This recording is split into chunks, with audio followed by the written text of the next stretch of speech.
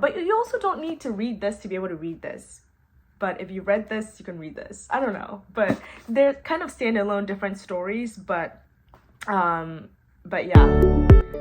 Hi everyone, welcome back to my channel.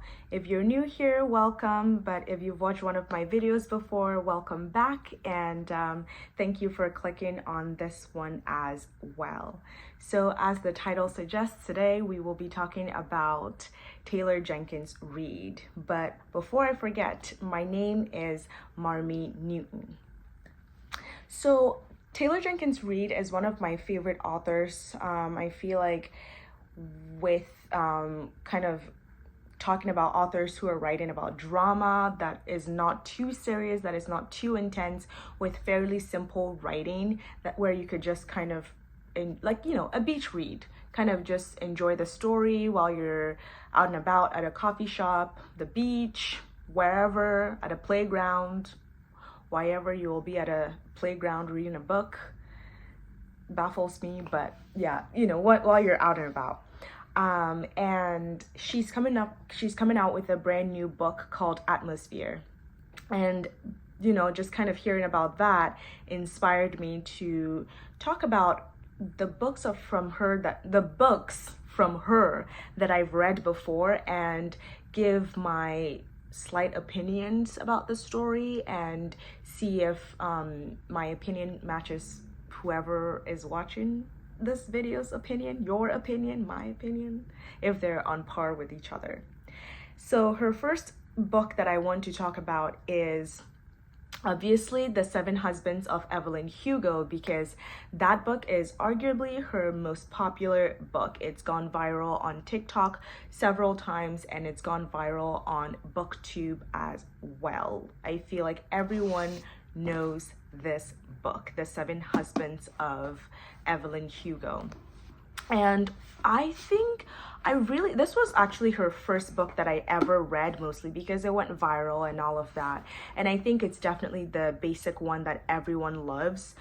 But I think that this book is a little bit underestimated in the sense that it's called The 7 Husbands of Evelyn Hugo, right? Every single chapter heading follows a different husband. Yet Miss Jenkins Reid is able to keep the story interesting enough that you're able to kind of keep reading all of the little sections about each husband and not feel like it is repetitive.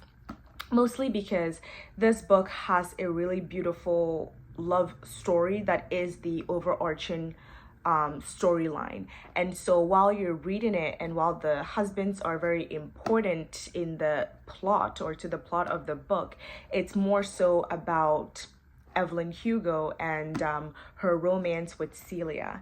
And if you love old Hollywood glitz, glamour, and lots of drama, and secret romances too, this book is definitely for you to enjoy. I don't think it's that large if you're one of those people who doesn't like reading giant books. I feel like I'm one of those. It's probably why I've never read Harry Potter. But yeah, if you're one of those people, this book is definitely an interesting read. And if you've already read it too, let me know what you thought about it and what you liked about it, and something that you feel like she could have done differently in this book that would have made the book better or worse. I don't know. But yeah, let me know what you think about this book. The next book I want to talk about from her is Malibu Rising. Now, I feel like this book is definitely for people who love drama and love sticking their noses in every single person's business. But it's an ethical way of sticking your nose in other people's business, because these characters do not exist. And that is Malibu Rising. Sorry, I've got lots of random things in this book. I actually read this book last year while I was traveling over the summer, and I loved this book. Sorry, my light went out for some weird reason, but anyway, it's back now, and I can keep filming. So yeah, I really like this book. It's definitely, yes, all about a lot of people's drama. Every single character has some kind of secret they're keeping that definitely keeps you engaged. I will say though that I docked this book a couple of points for having one too many characters. At some point, I start to feel like I'm being A, overwhelmed by characters, and B, it's hard to keep track of every single character's storyline and care about it when there's so many like secondary characters in the book. But at the core of this story, the book is about family and the Riva siblings and trying to kind of make the best of a bad deal, just kind of make the best of a bad deal with them having a father that is a pop star singer guy who is never present and doesn't really take the time to get to know them or kind of be a father in the orthodox sense and support them.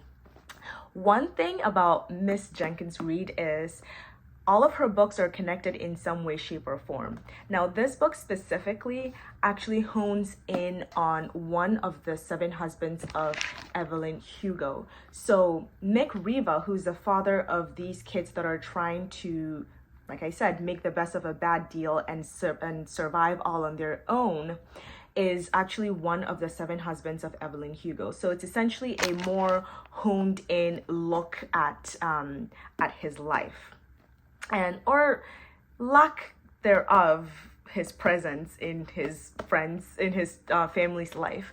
But I also feel like this book specifically definitely promises you an ending off of the bat, which is that Nina's house will burn down and a lot of Malibu will burn down.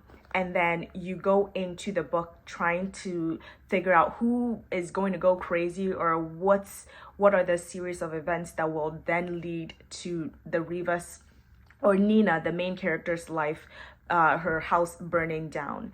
And once you find out who did it, it's I think it's pretty satisfying, because I kind of called it that it was him, but then it also almost felt like an impossibility for it to be the person. Oh, I said him. Now if you haven't read it, you know it's a guy at least. So it's not Nina. But yeah, the guy who burns down the house is definitely he's a predictable choice, but all throughout the story, you feel like he's almost an impossibility.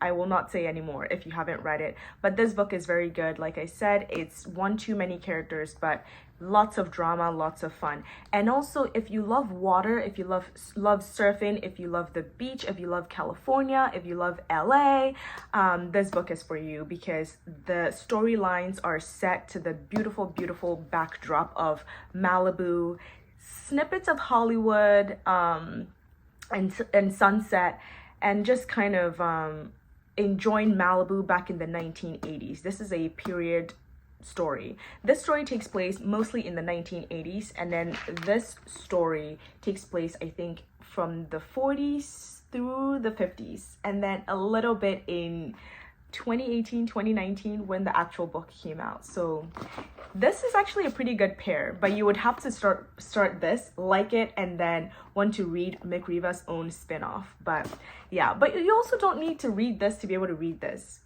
But if you read this, you can read this. I don't know, but they're kind of standalone different stories, but yeah, they're very good each. My favorite character from the Taylor Jenkins Reid universe, and also the protagonist of my favorite book she's ever written, is actually first introduced in this book. So it kind of holds a little bit of a special place in my heart, because my favorite character in that universe starts off in this book, and she starts off as a villain, so it's quite interesting. But yeah. And then the next story of hers that I want to talk about is actually a book that I could not get through. This is One True Loves. I've had it for months, and I actually, while the other 2 stories are my own personal copies, this one I actually borrowed from the Santa Monica library, and it's taken me quite a bit to get through it, because the book has the most interesting premise. It's about a couple in their 20s, and then the guy ends up disappearing for a couple of years or over a year or whatnot, and then ends up coming back. And then when he comes back, his wife has kind of moved on and has started this cute little perfect life with this other guy from high school. And the life that his wife is living now is the complete antithesis of the life that he lived with her when they were married.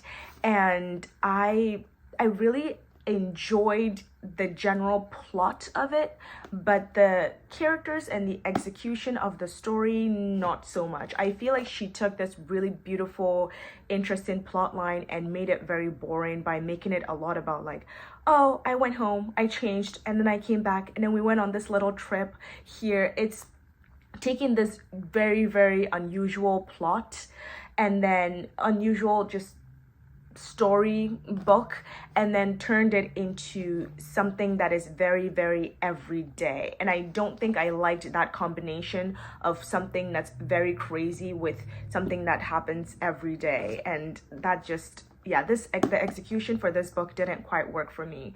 But if you liked it, if you enjoyed it, let me know. And let me know why you enjoyed it. Or if you didn't like it too, let me know why you didn't like it. Because this book I'm on the fence about this book for sure. I'm not sure what else to say, but One True Loves is her only work that I've read that I did not like.